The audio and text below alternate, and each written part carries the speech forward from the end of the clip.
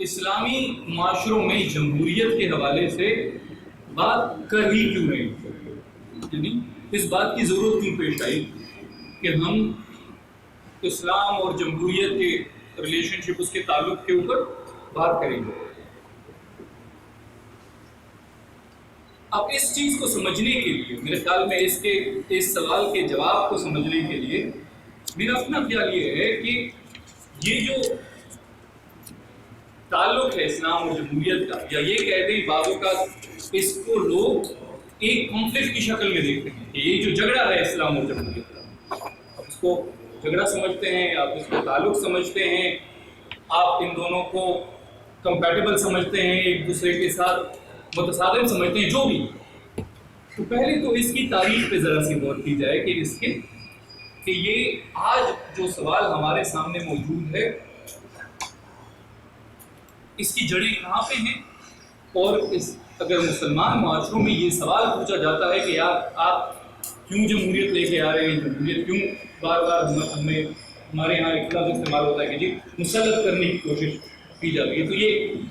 یہ کیوں؟ تو ہم تھوڑا سا اس کے تاریخی پس منظر پہ بات کر لیتے ہیں اسلام اور جمہوریتوں کے تعلق کے حوالے سے۔ پھر ہم تھوڑا سا آخر میں اس پہ بات کر لیں گے کہ پھر اس وقت اسلامی ممالک یا اسلامی معاشرے اور جو جمہوریت ہے تو اس کی فی الحال کیا صورتحال ہے، کیا تمام جمہوری ہیں، کیا تمام غیر جمہوری ہیں، کیا کوئی ہائیبریڈ فارم ہے، تو اس پہ پھر ہم چند ایک جو بڑی مثالیں ہیں تو اس کے اوپر پھر ہم بات کریں گے۔ سمجھ آ رہی بات؟ تو پہلے میں نے جیسے کہا تھوڑا سا تاریخ پہ بات کر لیتے ہیں کہ یہ کانسیپٹ یا یہ جو اسلام اور جمہوریت کی آپس کی جو ٹکراؤ ہے یا جو تعلق ہے، جو بھی جیسے میں نے کہا آپس میں سمجھتے ہیں، وہ کہاں سے؟ تو جمہوریت بذات خود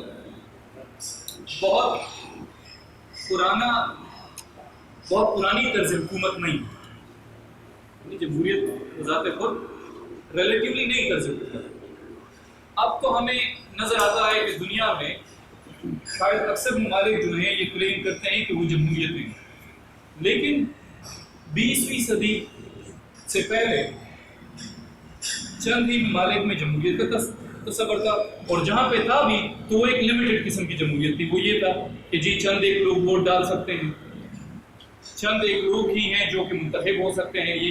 جس کو ہم یونیورسل ایڈلٹ فرنچائز کہتے ہیں یہ موجود نہیں تھا۔ یا یہ کہا جاتا تھا کہ جس کی جو جائیداد ہے وہ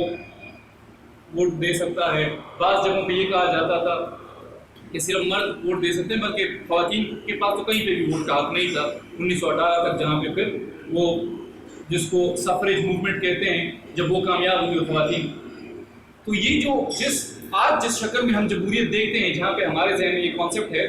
کہ تمام لوگ جس میں حصہ لیتے ہیں، یہ بذات خود ایک نئی چیز ہے، یعنی ان پریکٹس نئی چیز ہے۔ شاید فلاسفروں نے بات کی ہوگی اس کے اوپر کہ تمام لوگوں کو شامل کیا جائے، اور شاید آپ یہ بھی کہہ سکتے ہیں کہ گریک میں تو ہم یہ سنتے ہیں، یونان میں، کہ وہاں پہ جی جمہوریت کی جہاں پہ لوگ جمع ہوتے تھے براہ راست، اس میں بھی شاید آپ لوگوں نے اگر کسی نے پڑھا ہے تو یہ پڑھا ہوگا کہ اس میں بھی تمام لوگ شریک نہیں ہو سکتے تھے۔ غلام شریک نہیں ہو سکتا تھا، جس کی پراپرٹی نہیں ہوتی تھی شریک نہیں ہو سکتا تھا، خواتین شریک نہیں ہو سکتے تھے، نان سٹیزن جو شہری نہیں ہے یونان کے وہ شریک نہیں ہو سکتے تھے، یا جو شہر کے شہری نہیں۔ تو دوبارہ سے کہ اس شکل میں جمہوریت ایک نئی چیز ہے، نہ صرف ہمارے لیے بلکہ مغرب کے لیے بھی یہ ایک نئی چیز ہے۔ تو پہلے تو اس کو سمجھنے کی ضرورت ہے کہ جمہوریت کی اپنی تاریخ اس لحاظ سے تو لمبی ہے کہ آپ یہ کہیں کہ جی بادشاہ کے اختیارات کم ہو گئے، سو آن اینڈ سو فورتھ، لیکن اس حوالے سے جمہوریت کی تاریخ جو ہے یہ بہت لمبی نہیں ہے کہ آج جس طرح سے ہمیں جمہوریت نظر آتی ہے۔ اب پھر جیسے میں نے کہا کہ اسلام کا یا مسلمان معاشروں کا، اسلام کو تو چھوڑ دیں کہ اسلام کا تعلق کیا ہوگا، مسلمان معاشروں کا اور جمہوریت کا کیسے تعلق ڈیولپ ہوا ہے، کیسے؟ اب یہ جب 20ویں صدی شروع ہوئی تو اس میں اسلامی معاشرے جو تھے یا وہ معاشرے جہاں پہ مسلم اکثریت تھی، وہ دو طرح کے تھے۔ ایک وہ جو کہ آزاد تھے، لیکن وہ جو آزاد ہوئی تھے تو وہ بہت زیادہ طاقتور نہیں تھے، اور ان میں سے جو سب سے زیادہ طاقتور تھا وہ خلافت عثمانیہ یا جس کو سلطنت عثمانیہ کہتے ہیں، ڈیپینڈنگ کہ آپ وہ خلافت کے ساتھ اس کو ریلیٹ کرتے ہیں یا آپ اس کو امپائر کے ساتھ ریلیٹ کرتے ہیں وہ بھی. تو وہ سب سے طاقتور اور سب سے بڑا علاقہ مڈل ایسٹ زیادہ تر جو مشرق وسطیٰ ہے آج، تو یہ زیادہ تر خلافت عثمانیہ یا سلطنت عثمانیہ کے ماتحت. باقی دو چار ایسی ریاستیں تھیں جہاں پہ مسلمان اکثریت تھی اور وہ آزاد تھے، لیکن وہ کوئی بہت زیادہ طاقتور ریاستیں نہیں. مثال کے طور پہ افغانستان کا آپ لوگوں نے نام سنا ہوگا. اب افغانستان آزاد ریاست، کسی کی حکومت نہیں تھی افغانستان کے اوپر، افغان خود حکومت کر رہے تھے. لیکن ایک طرف برطانیہ اور دوسری طرف روس ان کے معاملات پہ اثر انداز ہوتے تھے، ان کے فیصلے کوئی بہت زیادہ آزاد نہیں. تو اس طرح سے کچھ ممالک تھے چند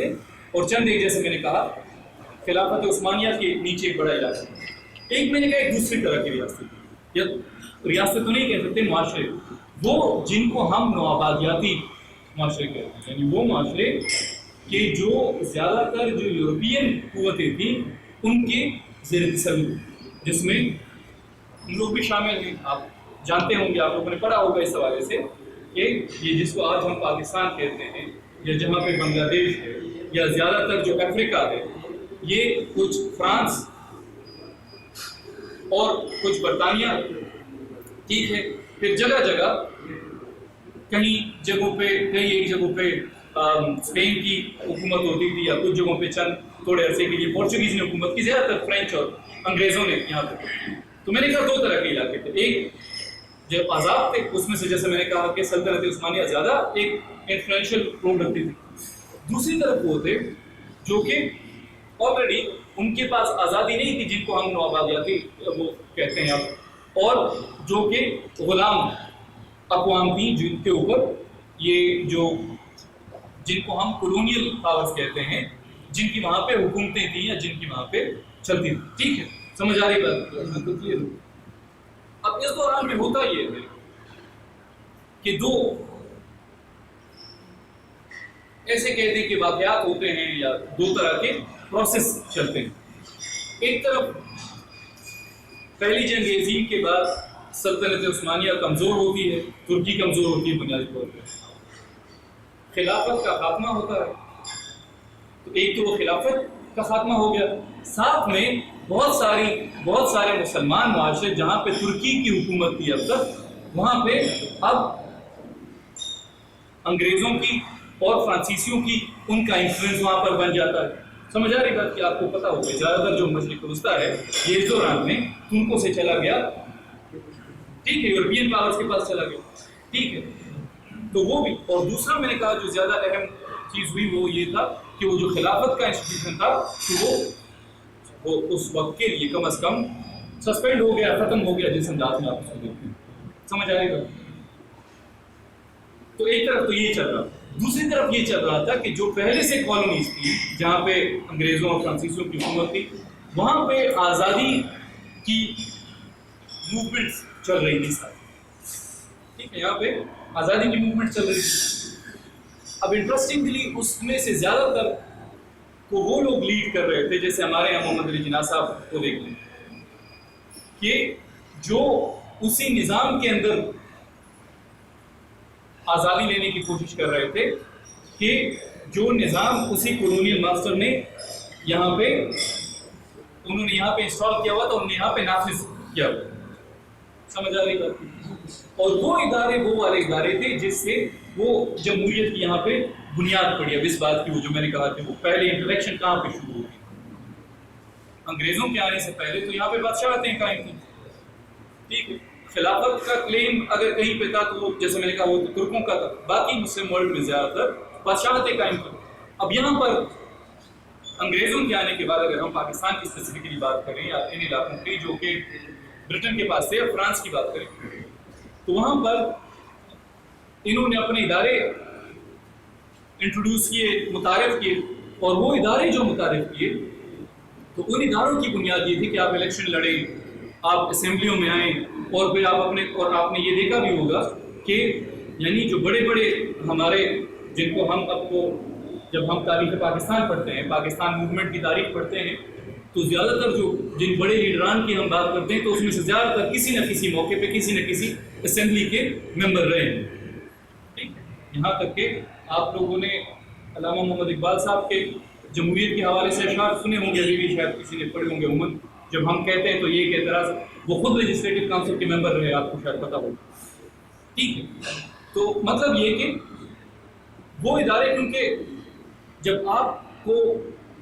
کسی، اب مثال کے طور پہ ہوتا یہ ہے کہ ہر ایک نظام کے اندر اپنی آواز آگے لے جانے کے لیے کچھ ادارے بنائے جاتے ہیں،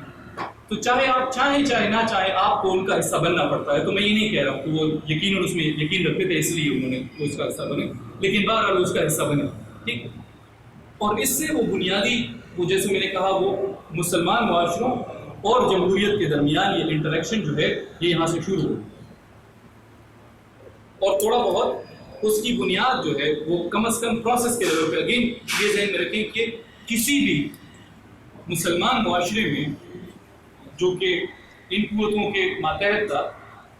اس میں اس طرح کی جمہوریت نہیں تھی کہ جیسے میں نے شروع میں کہا کہ جو آج جمہوریت ہے کہ جہاں پہ جس کو ہم کہتے ہیں ون مین ون ووٹ، یعنی ایک شخص اور ایک ووٹ، یہ والی جمہوریت نہیں تھی. لیکن بہرحال اس کو ہم نمائندہ ادارے کہتے تھے اس زمانے میں، شاید آپ لوگوں نے اس کے نام سنے ہوں گے. تو یہ ایک شکل بنی. اب مختلف وجوہات کی بنا پر یہ اپنی جگہ پہ ایک لمبی ایک الگ سے بحث ہے. ان ممالک کو آزادی ملنا شروع ہوئی. جب آزادی ملنا شروع ہوئی، زیادہ تر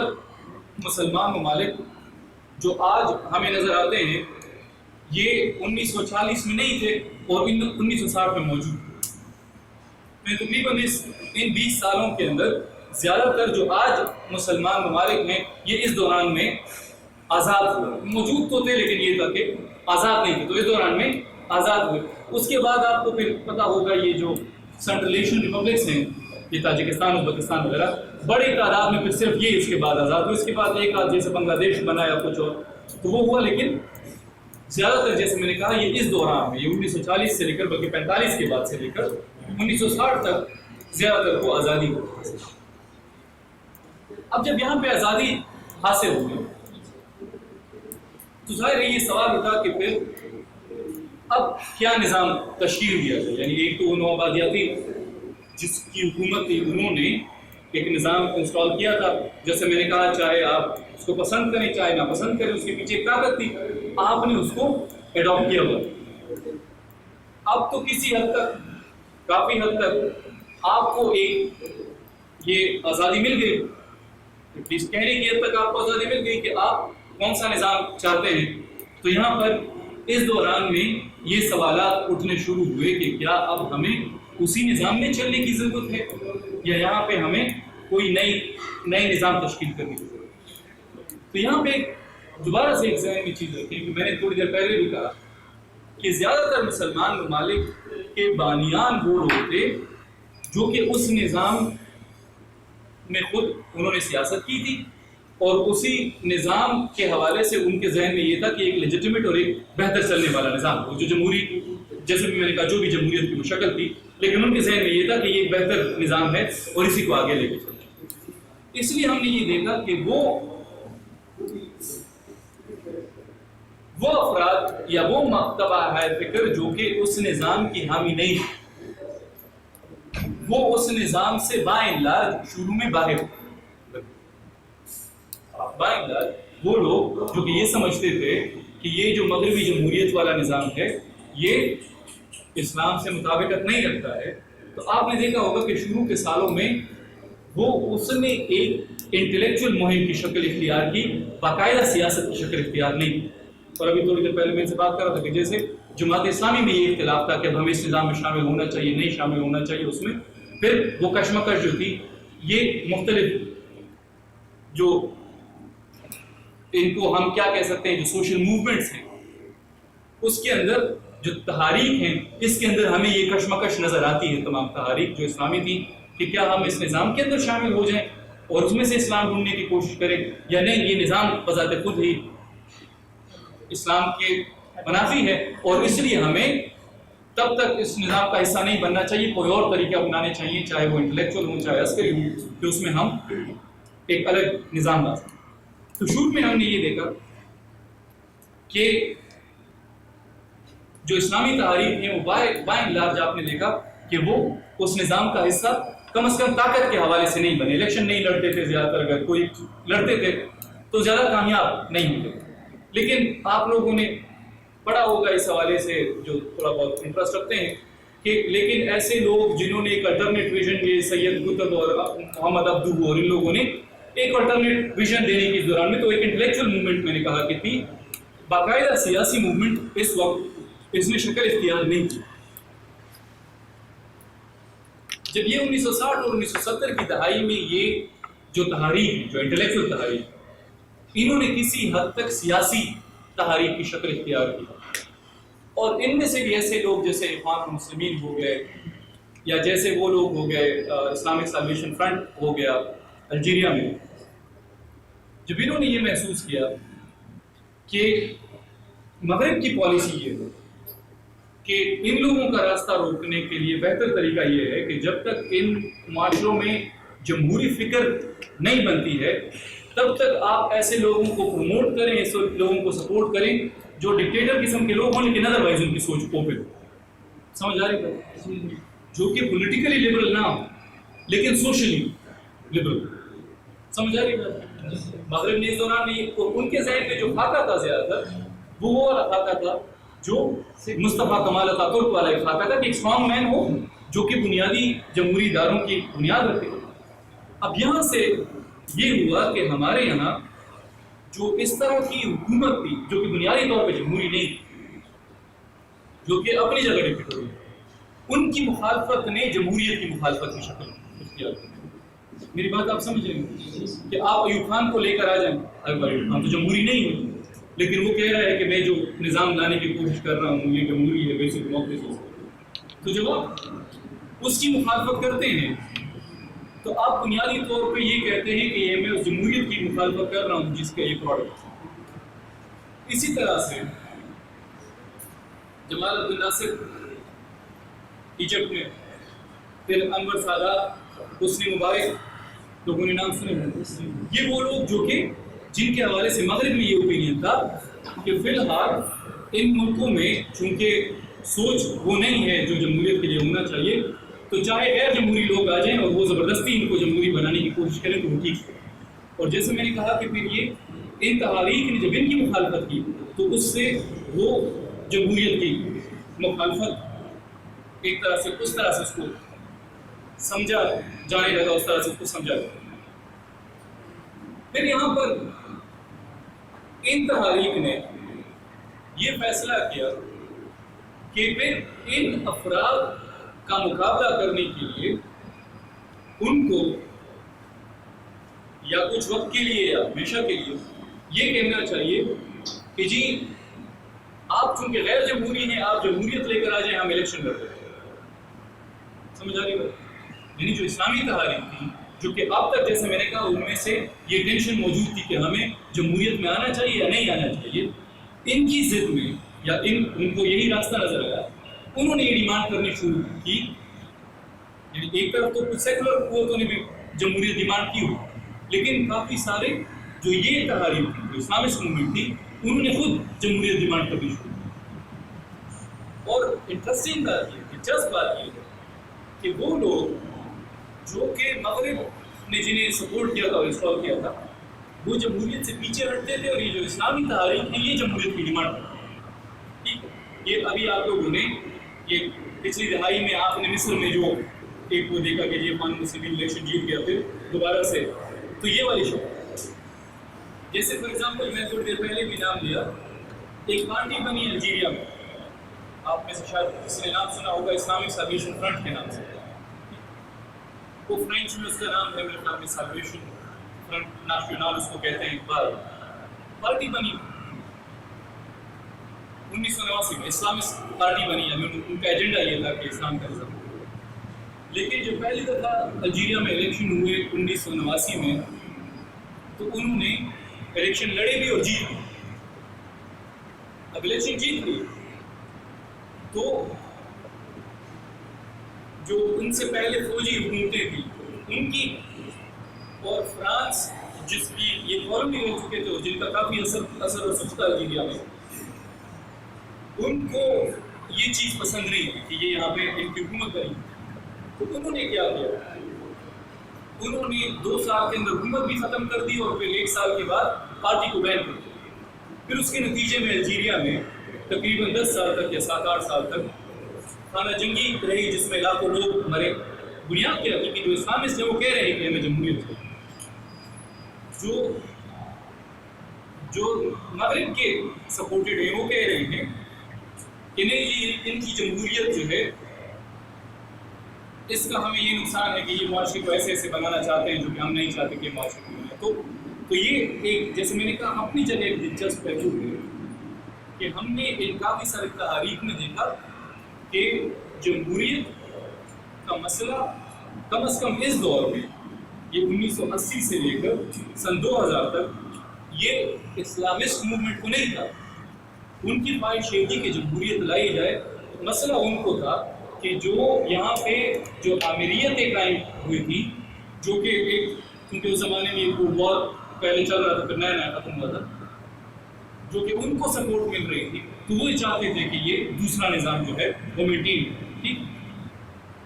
تو یہ بات ایک شکل بنی۔ پھر جیسے میں نے تھوڑی دیر پہلے کہا، جس کو ہم کولڈ وار یا سرد جنگ 1990-91 میں کہتے ہیں کہ ختم ہو گیا، کہ روس اور امریکہ کے درمیان ایک نظریاتی جنگ ہمیں نظر آتی ہے، ایک مقابلہ بازی ہمیں نظر آتی ہے، جس میں آخر میں یہ سمجھا گیا کہ امریکہ کو اس میں برتری حاصل ہوئی، یا جو کیپٹلزم اور جمہوریت ہے اس کو یہ سمجھا گیا کہ اس کو برتری حاصل ہوئی۔ جب وہ ہوا تو اس کے بعد امریکہ نے یہ خود پہ لے لیا کہ جی یہ جو جمہوریت کی کامیابی ہے اب یہ باقی دنیا تک بھی پہنچی۔ اب جو جمہوری نظام ہے اس کو، چونکہ ہم نے یہ ثابت کر دیا ہے کہ یہی بہترین نظام ہے، ہم نے کمیونزم کو شکست دے دی ہے، اب یہ نظام آگے چلے۔ تو یہاں پہ پھر ایک نئی ٹینشن ہوئی، اور وہ کیا تھی کہ اب جمہوریت کو ایک فارن ایجنڈا ہے۔ سمجھ آ رہی بات کہ جب وہ، اب تک استعمار کا ایجنڈا یہ تھا کہ جمہوریت کو نہیں آنے دینا، تو ہمارے یہاں یہ تھا کہ جمہوریت ہونی چاہیے۔ اب اس کے فارن ایجنڈا کے طور پہ ساتھ میں سن 2001 میں جب وہ سپٹمبر 11 والے واقعات ہوئے، تو اس سے مزید ایک اس کے نتیجے میں پھر جو افغانستان پہ حملہ اور اس کے بعد پھر عراق پہ حملہ، پھر مختلف اور مسلمان ممالک کی صورتحال، لیبیا آپ کو پتہ ہے، سیریا آپ کو پتہ ہے، یمن کو ریسنٹ ہے زیادہ، لیکن بعد اس تمام صورتحال کے نتیجے میں مسلمان ممالک اور مغرب کے درمیان، یا مسلمان ممالک نہیں لیکن مسلمان معاشروں اور مغرب کے درمیان ایک کشیدگی کی صورت پیدا ہوئی۔ اور چونکہ جہاں جہاں پہ امریکہ نے حملے کیے تھے، وہاں پہ آپ نے دیکھا ہوگا کہ امریکہ نے یہ کوشش کی کہ کوئی ایک جمہوریت کی شکل وہاں پہ مطالب کرائی۔ اب وہ اچھی جمہوریت، بری جمہوریت ہے، وہ اگین نکل گئے، لیکن ان پرنسپل ان کا یہ تھا کہ جی افغانستان میں صدارتی نظام ہو، گویا جرگا ہو گیا وہ، اور اسی طرح سے عراق میں جی نوری المالکی صدر ہو گئے، وزیر اعظم ہو گئے، یہ وہ پارلیمنٹ بن گیا ہو گیا، تو ایک نظام۔ تو یہاں پہ یہ سوچا گیا، اور میں نہیں کہتا کہ یہ بات غلط ہے، لیکن امپریشن بھی یہی پڑ گیا کہ یہ تمام چیز کی اس لیے گئی ہے کہ ہمیں ہمارے اوپر یہ نظام مسلط کیا گیا، جس سے پھر دوبارہ سے اس نظام کے حوالے سے شکوک و شبہات بنے، اور اس کے نتیجے میں ہمیں یہ جو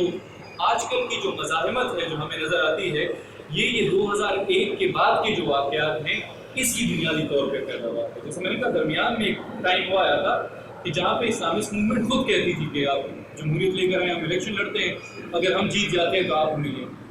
اب جو مزاحمت ہے جیسے میں نے کہا، یہ وہ 2001 کے بعد کی جس کو ہم ریجیم چینج کہتے ہیں، جہاں پہ یہ کہا گیا کہ جی یہ مجھے پسند نہیں ہے اس کو لے آئیں، اور یہ مجھے پسند نہیں ہے اس کو لے آئیں۔ تو جو کرنٹ مزاحمت ہے یہ اس کانٹیکس میں چونکہ اس کو دیکھا گیا، اور چونکہ اس کی ایک شکل عسکری ہے، بنیادی طور پہ تو یہ ہوا کہ وہاں پہ ہوا پھر امریکہ نے حملہ کیا، پھر ان کے خلاف مظاہرات شروع ہوئے، تو چونکہ اس کی شکل عسکری ہے تو ہمارے یہاں پہ بھی بدقسمتی سے مسلمان معاشروں میں ہم نے یہ کر دیا کہ ہم نے جمہوریت کے خلاف جو دوسری یعنی عام آوازیں جو ہیں اور جو عسکری جدوجہد ہے یہ ہم نے مکس کر دیا۔ بادشاہ جو ہوتے تھے ان کے لوکل لیول پر اپنے ایک طرح سمجھنے نواب ہوتے تھے جو ان کے اتحادی ہوتے تھے جو ان کو ٹیکس دیتے، اگر وہ ناراض ہو جاتا تو بادشاہ کو بڑی مصیبت پڑ جاتی تھی کہ یہ ناراض ہو گیا ہے، کسی دوسرے کو سپورٹ نہ کر دے، ہماری ویکنیس نہ بن جائے۔ تو ہر ایک نظام جو کسی حد تک چلتا ہے تو وہ اپنے جو معاشرے ہیں جس کے اوپر وہ نافذ کیا جاتا ہے، اگر ان کی نفسیات، ان کے سماج، ان کے دوسرے حقائق سے اگر وہ باخبر نہیں ہے تو وہ نظام زیادہ اچھا نہیں چل سکتا۔ اسی طرح سے ہم کہتے ہیں جی ڈکٹیٹرشپ آ گئی قانون، ایک آدمی فرد واحد کی حکمرانی، حالانکہ پریکٹیکلی جو ڈکٹیٹر ہوتا ہے وہ بھی کوشش کرتا ہے کہ اس معاشرے میں جو طاقتور، یہ کیوں ہمارے یہاں ہوتا ہے کہ ایک آدمی آ جاتا ہے سال بعد تقریباً وہی پرانے لوگ پھر اس کے ساتھ، کیونکہ اس کو بھی پتا ہے کہ یہ نظام تب تک نہیں چل سکتا جب تک آپ ان میں سے ان لوگوں کو نہ اتاریں۔ انگریز ہمارے یہاں آیا، ٹرائبل ایریاز میں FCR کا نظام لے کر آیا، انہی ملکوں سے کہا کہ جی آپ ہمارے ملک ہیں، آپ ہمارے بڑے ہیں، آپ اپنے اپنے علاقوں کا معاملہ جو اس طرح سے چلائیں۔ کیوں؟ کیونکہ ان کو پتا تھا کہ یہ نظام چلے گا تبھی جب تک کسی نہ کسی حد تک ان کا جو سماجی سٹرکچر ہے جب اس کو یہ انٹرنلائز کرے گا۔ تو جمہوریت نے مسلمان معاشروں میں لوکل جو حقائق ہیں ان کے حساب سے اپنی اپنی شکل اختیار کی۔ ایک تو مسلمان معاشروں کے حوالے سے ایک عمومی شکل اختیار کی، پھر جیسے میں نے کہا کہ پھر وہاں پہ لوکل کوئی نہ کوئی سی شکل۔ اب مسلمان ممالک میں آپ کو جمہوریتیں نظر آتی ہیں، کچھ ایسے ہیں کہ جو زیادہ بہتر جمہوریتیں سمجھی جاتی ہیں، جہاں پہ یہ سمجھا جاتا ہے کہ سسٹم جو ہے وہ زیادہ بہتر چلتا ہے، کچھ زیادہ کمزور جمہوریتیں لیکن کچھ معاشروں میں ہمیں نظر آتی ہیں، کچھ ممالک میں ہمیں نظر آتی ہیں، اور ہر ایک نے اپنا اپنا ماڈل بنایا ہوا ہے جمہوریت اور اسلام دونوں کا۔ ایک ماڈل تو وہ ہے جو ترکی میں اڈاپٹ کیا گیا، جو ترکی میں اپنایا گیا، جس کی ہم نے شروع میں بات کی، جو زیادہ ایک سیکولرزم ہوگا کہ معاشرہ مسلمان اکثریتی معاشرہ ہے، لیکن یہ ہے کہ اسلام کا ریاست کے کسی بھی مذہب کا ریاست سے کوئی لینا دینا نہیں ہوگا، بلکہ مغربی معاشروں سے بڑھ کر باقاعدہ ڈسکریج کیا گیا کہ یعنی اس کی حوصلہ شکنی کی گئی کہ آپ اپنے مذہب کو کسی بھی طور سے ریاستی یا سیاسی معاملات میں لا سکیں۔ تو اس حد تک سیکولرزم شاید مغرب میں بھی کہیں پہ نہیں ہے سوائے فرانس کے، جہاں پہ باقاعدہ حوصلہ شکنی کی جاتی ہے کسی بھی طرح سے مذہب کو پبلک اسپیئر میں لانے کے بعد بھی مغربی ممالک میں اس پہ کوئی اعتراض نہیں ہے کہ آپ اپنا مذہب پبلک اسپیئر میں۔ مثال کے طور پہ امریکہ میں جب آپ حلف لیتے ہیں تو روایت یہ ہے، ویسے ضروری نہیں ہے، کہ بائبل کے اوپر لوگ ہاتھ رکھتے ہیں، کانگریس وغیرہ میں بائبل تو مذہبی کتاب ہے۔ ابھی 2 خواتین مسلمان خواتین US کانگریس میں الیکٹ ہوئی تو انہوں نے قرآن شریف کے اوپر ہاتھ رکھ کے حلف اٹھایا، کوئی پابندی نہیں، ٹھیک ہے۔ لیکن ترکی میں یہ پابندی تھی کہ ایک پریزیڈنٹ گزرے ہیں جب تھے اردوغان صاحب شروع میں وزیر اعظم تھے اس زمانے میں، پتہ نہیں وہ وزیر اعظم تھے اردوغان صاحب جو ان کا نام تھا عبداللہ گل شہداد ہوئے نام سے، ان کی کیونکہ یہ زیادہ ایک اسلامی پارٹی تھی تو ان کے لوگ بھی اسی طرح سے، تو ان کی جو وائف ہیں وہ اسکارف پہنتی تھی اس طرح سے. تو وہ جو ان کی نیشنل ڈے قومی دن کی جو پریڈ ہوتی تھی اس میں شرکت نہیں کر سکتی. جو صدر یا وزیر اعظم کی بیوی ہے وہ نہیں کر سکتی تھی. کس لیے؟ کیونکہ سمجھا یہ جاتا تھا کہ یہ وہ جو مسلم شناخت ہے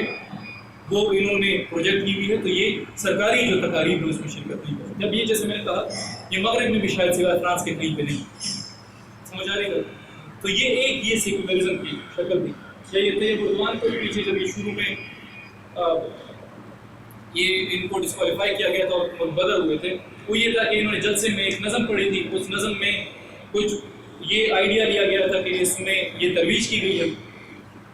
مذہب کی، تو اس بنیاد پہ ڈسکوالیفائی. تو یہ اس حد تک ہے اگر جو سرکاری تقریب بنی تھی سیاسی. تو ایک جیسے میں نے کہا ماڈل جو کہ شاید اس حد تک جیسے میں نے کہا وہ تو مغرب میں بھی نہیں ہے، شاید صرف ترکی میں ہے. ترکی میں تھا کسی حد تک اس میں تبدیلی آ رہی ہے. لیکن ایک ماڈل یہ تھا کہ جو مکمل سیکولر ماڈل کہ آپ مذہب کو اپنے جو سیاسی یا ریاستی جو معاملات ہیں اس سے مکمل اس کو دور رکھیں. مطلب کہ آپ سیاست میں صرف اس وجہ سے ڈسکوالیفائی ہو جائے کہ آپ نے مذہب پڑھی ہے جس سے یہ تاثر ملتا ہے تو آپ اس کو. ایک میں نے کہا یہ جمہوریت کی شکل ہے. دوسری جمہوریت کی جو شکل ہے وہ ہمیں ایسے معاشروں میں نظر آتی ہے جیسے مثال کے طور پہ ایران. وہاں پہ کیا کیا گیا؟ یہ کیا گیا کہ جی لوگوں کو رائے کا حق ہے، لوگ نمائندے چنتے ہیں، صدر چنتے ہیں، لیکن اس کے اوپر ایک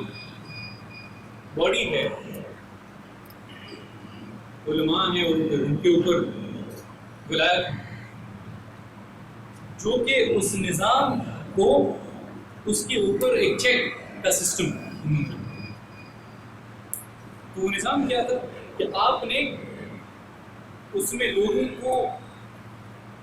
جمہوری رائے دینے کا، لیکن آپ نے یہ کہا ہے کہ اس کے کچھ بنیادی اصول ہیں جس کے اندر یہ جمہوریت چلے گی، اور ان بنیادی اصولوں کا تعین کرنے کے لیے اور ان بنیادی اصولوں کو نافذ کرنے کے لیے اور یقینی بنانے کے لیے کہ اس سے انحراف نہ ہو، آپ نے اس کے اوپر ایک طرح سے ایک سپرویژن آپ نے اس کے اوپر رکھی. تو ایک ماڈل یہ تھا کہ آپ نے جیسے میں نے کہا ایک وہ تھا کہ آپ بالکل مذہب کو سمجھتے. دوسرا ماڈل کیا تھا کہ آپ لوگوں کو رائے دے دیں لیکن مذہب کو اس کے اوپر جی آپ کی بنیاد کے مطابق کہ اس کے بنیاد. تو ایک آپ اس کو کہ لوگوں کی جو رائے وغیرہ ہے وہ اہم ہے لیکن حدود کے اندر ایک لمیٹیشن کے اندر. تو ایک یہ والا ماڈل جو ہے وہ اپنایا. پھر اس کے بعد آتے ہیں اب وہ پاکستان جس میں نے کہا جو دوسرا، اور اس میں سے ظاہر ہے ایک بڑا ماڈل جو ہے تو پاکستان والا بھی. اب پاکستان والا جو ماڈل ہے وہ ایسے سمجھ لیں کہ ان دونوں کے درمیان ایک ماڈل. پاکستان میں ترکی نے تو ترکی اس کو ریاست کے طور پہ اسلامک نہیں کہتے، ترکی ریپبلک ہے، ٹھیک ہے، یعنی بطور ریاست وہ یہ دعویٰ نہیں رکھتا کہ وہ اسلامی ریاست ہے. لیکن ایران بھی یہ دعویٰ رکھتا ہے کہ وہ اسلامک ریپبلک ہے اور پاکستان بھی یہ دعویٰ رکھتا ہے کہ اسلامک ریپبلک ہے. اور پاکستان کی طرح کے چند اور بھی ممالک ہیں جیسے ملیشیا ہو گیا، انڈونیشیا وغیرہ ہو گیا، لیکن وہ تقریباً اسی ماڈل کے اندر، اسی سے ملتے جلتے ماڈل کے اندر ان کی حکومتیں بھی آ جاتے ہیں. تو ہم اگر آپ پاکستان کی بات کرتے ہیں تو کسی حد تک ہمارے لیے وہ والی چیزیں جو ہیں وہ واضح ہو جاتی ہیں جو کہ دوسری. اب وہ جو پاکستان میں جو شروع میں آپ میں سے جو لوگ یا تو سیاسیات کے اسٹوڈنٹس ہیں یا تاریخ کے اسٹوڈنٹس ہیں یا تاریخ اور سیاسیات سے دلچسپی رکھتے ہیں، اور وہ پاکستانی سیاست، پاکستانی ریاست اور پاکستانی ریاست کی جو دو تین سب سے اہم چیزیں، دو تین اہم چیزیں کیا ہوتی ہیں؟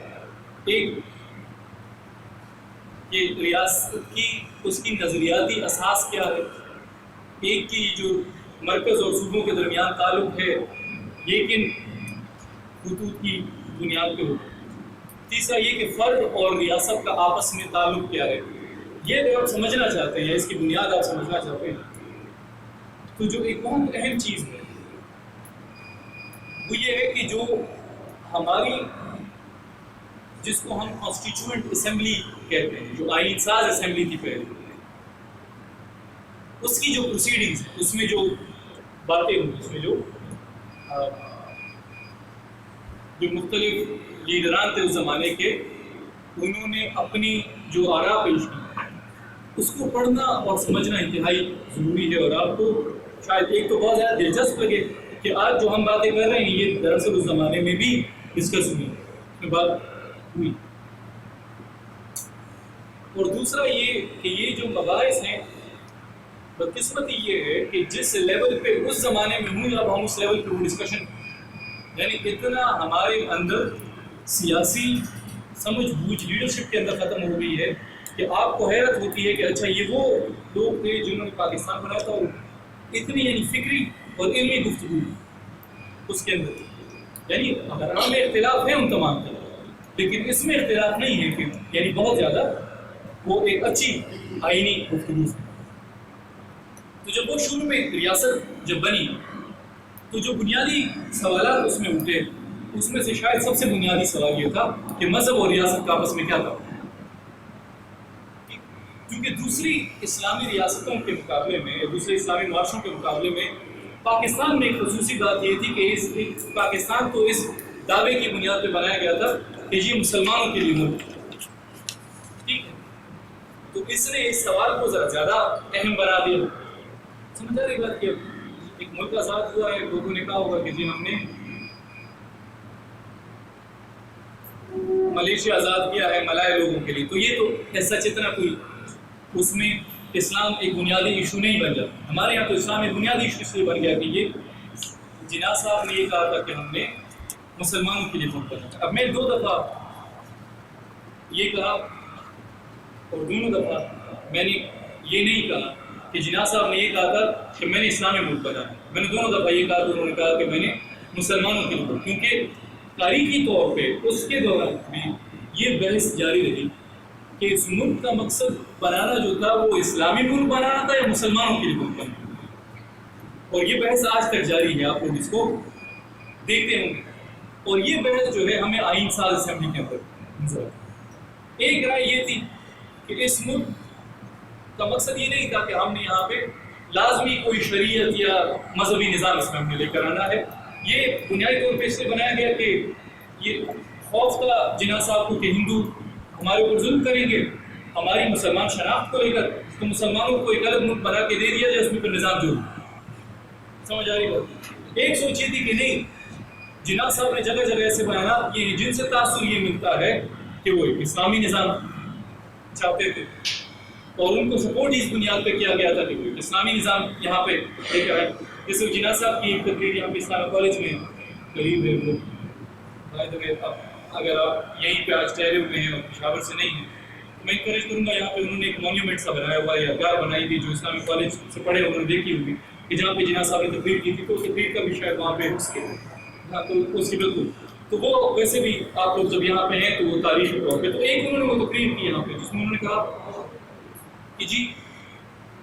ہم پاکستان کی شکل میں کیسی ریاست کا قیام چاہتے ہیں کہ جہاں پہ اسلام کے اصولوں کو ٹیسٹ کیا جائے، اس کو آزمایا جائے، تو اس سے ایک یہ تاثر لیا گیا کہ اسلامی ریاست بنائیں گے۔ پھر کچھ جو اس رائے سے مختلف رائے رکھتے تھے انہوں نے کیا کہا کہ جی جناح صاحب نے تو پاکستان بننے سے 3 دن پہلے کہا تھا کہ آپ اپنے مندر چلے جائیں اور اپنے مسجد چلے جائیں، آپ نے تقریر سنی ہوگی، مشہور تقریر، اور آپ اپنی مسجد چلے جائیں، ریاست کا اس سے کوئی تعلق نہیں ہے کہ آپ کہاں جاتے ہیں۔ تو اس سے یہ ایک تاثر لیا گیا کہ وہ ایک سیکولر ریاست چاہتے ہیں، کیونکہ سیکولرزم ہم بنیادی طور پہ اسی کو کہتے ہیں کہ جب آپ کہیں کہ مذہب اور ریاست آپس میں ایک نہیں ہوں گے یا اس کا آپس میں کوئی لینا دینا نہیں۔ تو لیکن یہ جو بحث ہے، چاہے جناح صاحب کو بنیاد بنا کر یا بغیر ان کو بنیاد بنا کر، یہ آئین ساز اسمبلی کے اندر کچھ افراد کا یہ خیال تھا کہ پاکستان کو ایسی اسلامی ریاست ہونی چاہیے کہ جس میں اسی طرح کا تقریباً نظام ہو جو خلافت ہے، اور جو غیر مسلم ہے، کیونکہ غیر مسلم مجھے تھوڑی دیر پہلے میں نے کہا کہ جو فرد اور ریاست کا تعلق ہے، یہ بھی سوال زیر بحث ہے۔ تو اب پھر فرد اگر مسلم ہے تو اس کا پھر کیا ریاست کے ساتھ تعلق ہوگا، اور کیا اگر مسلم ہے تو کیا اس کا ایک الگ طرح کا تعلق ہوگا ریاست کے ساتھ؟ تو یہ سوال کا کچھ افراد نے یہ کہا کہ جی غیر مسلموں کو ذمہ والا اسٹیٹس دیا جائے، اس کو وہ حیثیت دی جائے، اور یعنی اس میں کہ اس کو خاص پروٹیکشن حاصل ہو، لیکن سیاسی حقوق ان کے کم، اور مسلمان جو ہے ان کے سیاسی حقوق اور طرح کے ہوں۔ پھر یہ کہ ظاہر ہے جو حکمران ہے اس کی تقدری اور اس کے لیے اہلیت کیا ہونی چاہیے، یہ تمام سوالات اس کے اندر ہے۔ کچھ لوگوں نے یہ کہا کہ نہیں جی، یہ جو نظام ہم چلا رہے ہیں، جو گورنمنٹ آف انڈیا ایکٹ 1935 کے تحت 1935 کے تحت جو لیا گیا ہے، بنیادی طور پہ اسی نظام کو ایسے ہی چلایا جائے اور یہی ہمارے لیے بہتر نظام ہے۔ تو میں دوبارہ سے آپ لوگوں کو اس پہ انکریج کروں گا کہ اس بحث کو سمجھنے کے لیے، اس کی بنیاد میں جانے کے لیے، یہ جو مباحث ہیں جو کہ کانسٹیٹیوئنٹ اسمبلی کے اندر ہوئی، وہ انتہائی دلچسپ ہیں، اور اس میں چونکہ سیاست جو ہے یہ ایک عملی میدان ہے، اور عملی میدان جب آتا ہے تو اس میں بہت ساری پریکٹیکل چیزیں آ جاتی ہیں۔ اس میں جو پریکٹیکل زندگی ہے اس کی محدودات ہوتی ہیں، تخیلاتی زندگی کی محدودات نہیں۔ تو جب آپ اپنے ذہن میں ایک حکومت کا خاکہ بناتے ہیں وہ اور ہوتا ہے، جب آپ اس کو لے کر آتے ہیں تو وہ کچھ اور بن جاتا ہے۔ اسی طرح سے ان مباحث کے اندر بھی آپ کو یہی بات نظر آتی ہے کہ بار بار جو ایک رائے لیتا ہے تو وہ بات بھی اس کو کہتے ہیں کہ لیکن پھر پریکٹیکلی یہ صحیح والی مسائل پیدا ہوں۔ کہ مثال کے طور پہ آپ غیر مسلموں کے ساتھ اس طرح سے کہیں کہ پوری دنیا کہے گی کہ ایک ایسی اسلامی ریاست بنی ہے کہ جو اپنے خاص طبقے کو انہوں نے اپنے سے کم تر ایک درجے میں رکھا ہوا ہے۔ وہ دوسرے کہتے ہیں کہ پریکٹیکل پرابلم یہ ہے کہ اگر ہم اسلام کو بالکل نہیں لے کے آتے ہیں تو پھر اس میں یہ جو لوگ جن کو آپ نے یہ خواب دکھایا تھا یہ سوال اٹھائیں گے کہ پھر اگر ہم نے اسی طرح کی ریاست میں رہنا ہے جس طرح ہندوستان ہے تو ہندوستان میں کیوں نہیں ہم رہے؟ تو یہ آپ کو ان مباحث کے اندر ہی چیز آپ کو نظر آتی ہے۔ وہاں سے بات چلی پھر یہاں پہ اسلام اور ریاست کے حوالے سے مختلف تجربات۔ ایک تجربہ ایوب خان صاحب کے زمانے میں کیا۔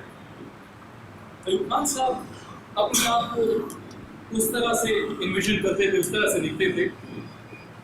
جس طرح سے مصطفیٰ کمال اتاتورک یا فرانس میں